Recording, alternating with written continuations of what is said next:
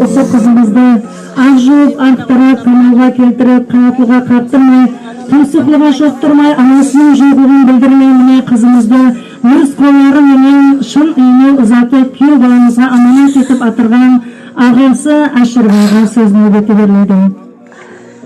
Қыз баланың қызметі сол басында, қала алмайды әке шеше қасында, ер жеткен соң кетіп қалар арасында, қыз ұзату қиын екен ағаға. Мінекей бүгін Әшірбай міне жас болсаң да, өз қолдарыңменен осы қызды міне қамалға келтірдің. Қанатыға қақтырмай, тұмсығуға шоқтырмай, Айнұра қызымызды өз теңіне қосып атырсаң.